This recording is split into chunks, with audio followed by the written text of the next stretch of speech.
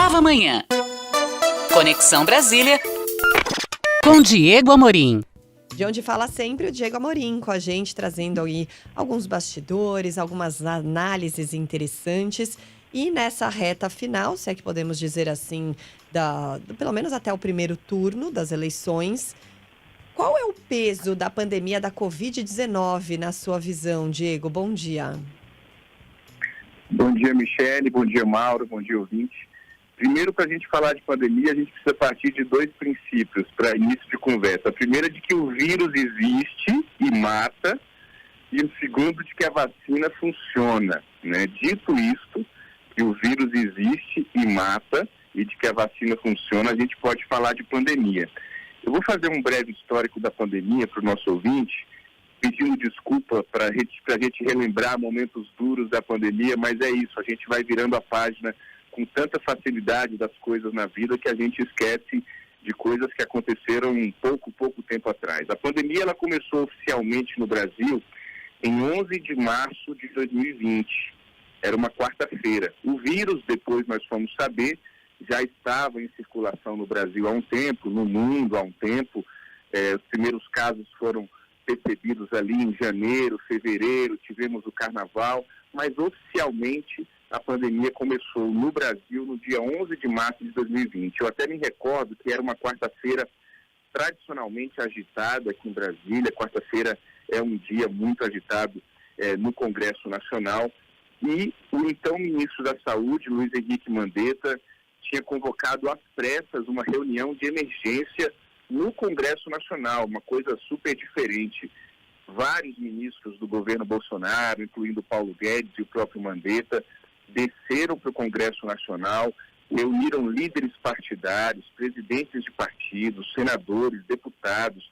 A imprensa não pôde entrar naquela sala e ali a gente soube que o Mandetta, então ministro da Saúde, fez o anúncio de que dias muito difíceis viriam pela frente e ele chegou a usar uma expressão que eu não sei se o nosso ouvinte se recorda, mas a mim me marcou muito. Ele disse: os próximos dias vão separar homens de meninos.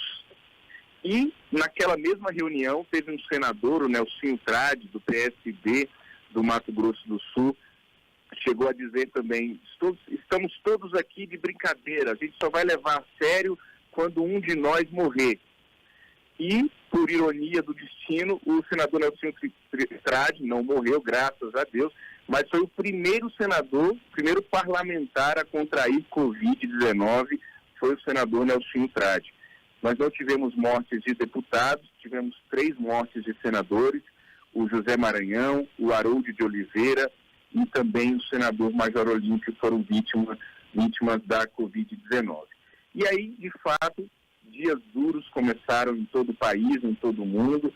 A Covid foi se espalhando, com pouquíssimas informações precisas naquele primeiro momento. Ninguém sabia o que era o vírus, como era o vírus, como pegava o vírus, como é que a gente ia fazer, se todo mundo ia morrer, se não ia morrer, se usava máscara, se não usava máscara, se saía de casa, se não saía de casa. E na gestão do governo federal, a gente viu ao longo da pandemia 4 ministros da saúde.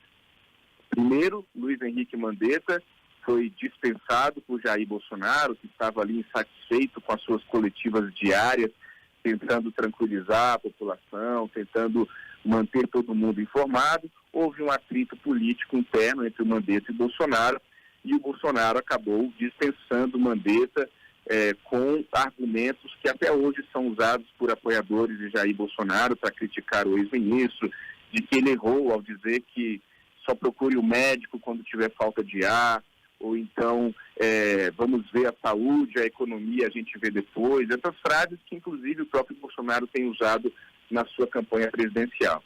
Depois, eu não sei se o nosso ouvinte se recorda, teve o Nelson Teich, que era um médico oncologista, que ficou pouco tempo, ele não tinha nenhuma experiência política, nenhuma experiência em Brasília. Depois entrou o general do Exército, Eduardo Pazuello, e, por fim, o Marcelo Queiroga.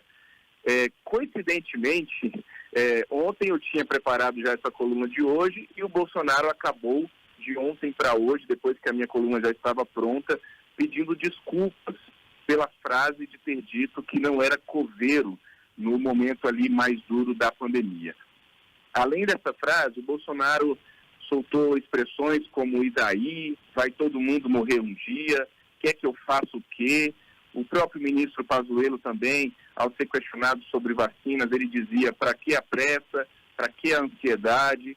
O Bolsonaro chegou a chamar de bundão e de marica pessoas que estavam com medo do vírus. Gripezinha, Dizia que era né, pra Diego? gente... Gripezinha, mimimi. Gripezinha, mimimi, parar de frescura. Quando um dia perguntaram para ele sobre a vacina, ele respondeu: "vai procurar vacina na casa da tua mãe". Isso sem contar as fake news de associar a vacina contra a Covid com a AIDS, por exemplo. Por outro lado, em contraponto, o Bolsonaro puxa para si, sobretudo quando esse assunto pandemia entra na campanha, a questão do fechamento do comércio, como era difícil medir com exatidão o que funcionava e o que não funcionava naquele momento da pandemia. Muitos governantes mandaram fechar tudo. E vejam, não foi um lockdown que a gente teve de maneira massiva pessoas sendo coagidas no meio da rua. Esses episódios foram pontuais. Agora, de fato, houve um fechamento generalizado do comércio em alguns momentos e em algumas cidades específicas. Isso fez o Bolsonaro ganhar discurso, uma narrativa com uma parcela significativa, que é a parcela de quem estava querendo trabalhar, de quem tem um negócio, de quem tem uma empresa, de quem tem um comércio e que estava disposto a enfrentar o vírus, estava disposto a assumir o risco de pegar a doença e de morrer, mas porque precisava trabalhar.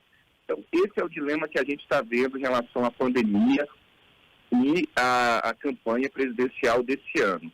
Nas eleições de 2020, caminhando para o fim, as eleições municipais, os prefeitos e candidatos a prefeitos simplesmente ignoraram o vírus. A gente não tinha vacina ainda naquela época, em 2020. Depois das eleições, a segunda onda, né, a chamada segunda onda, veio com muita força.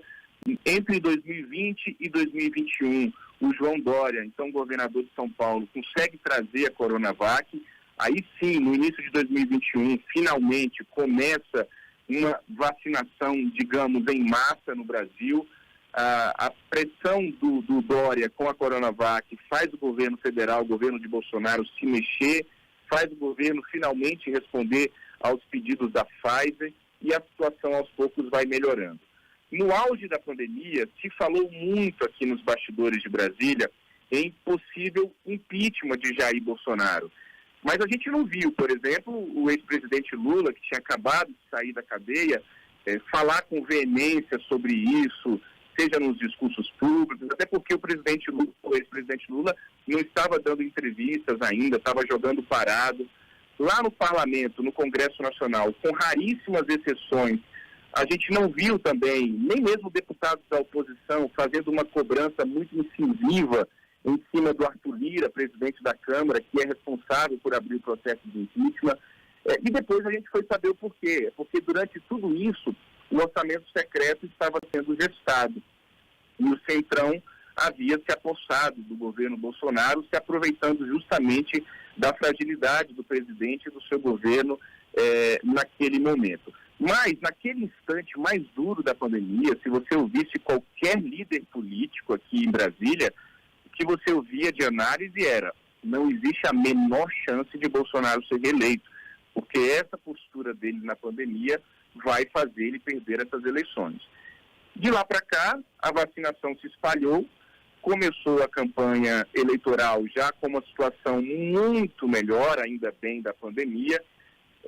Praticamente aqui em Brasília mesmo, nós comemoramos esse último fim de semana 30 dias sem mortes por Covid-19. E eu, Diego, imaginava que a pandemia seria um assunto latente e primordial para essa campanha presidencial. Mas, para minha surpresa, até mesmo os próprios candidatos parecem não querer se lembrar, estrategicamente ou não, mas não colocam a pandemia como um assunto principal. A nossa memória, ela é curta, é incrível que seja assim, mas nós não podemos nos esquecer das quase 700 mil mortes.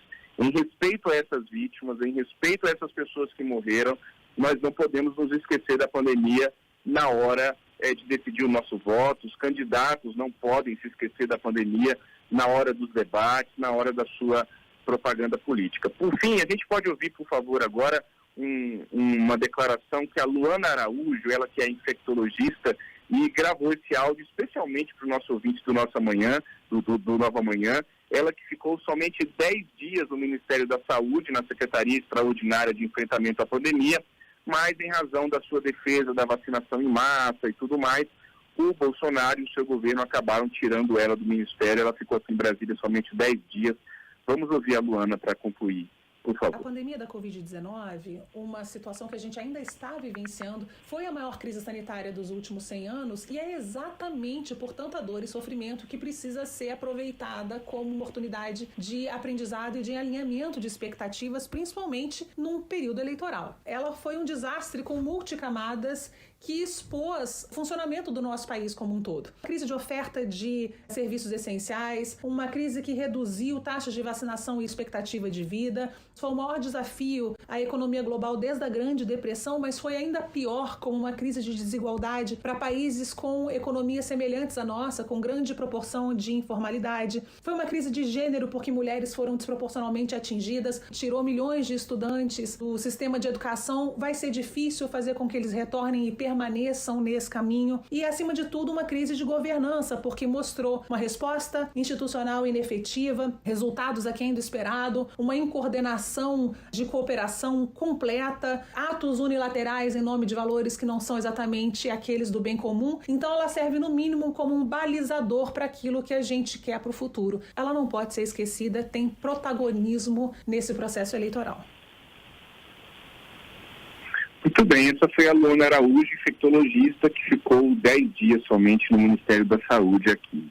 Esse é o recado de hoje, a pandemia não pode ser esquecida. Mauro, Michele. Diego, e quem não esqueceu a pandemia foi a ministra Rosa Weber, que ontem, antes de assumir a presidência do Supremo Tribunal Federal, ela determinou que a Polícia Federal continue com 3 investigações preliminares que envolvem o presidente Jair Bolsonaro e ex-integrantes do seu governo, justamente com base no relatório final da CPI da Covid, que foi feita no Senado, essa que você mencionou, né? As apurações envolvem aí emprego irregular de verbas ou rendas públicas, de que são alvos aí o presidente Bolsonaro e o ex-ministro da Saúde, Eduardo Pazuello, charlatanismo, em que Bolsonaro também é alvo, e prevaricação, em que são alvos Pazuello, o ministro da Saúde, Marcelo Queiroga, e o ex-secretário do Ministério da Saúde, Élcio Franco. A PGR tinha pedido para arquivar essas investigações, a Rosa Weber mandou continuar.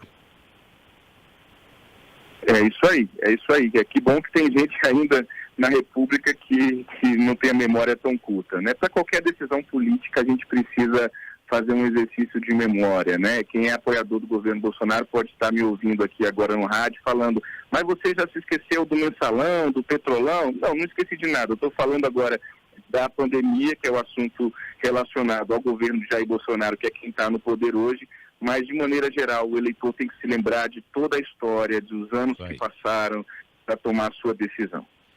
Diego Amorim, diariamente aqui com a gente no Conexão Brasília. Obrigado por hoje, Diego. Boa terça.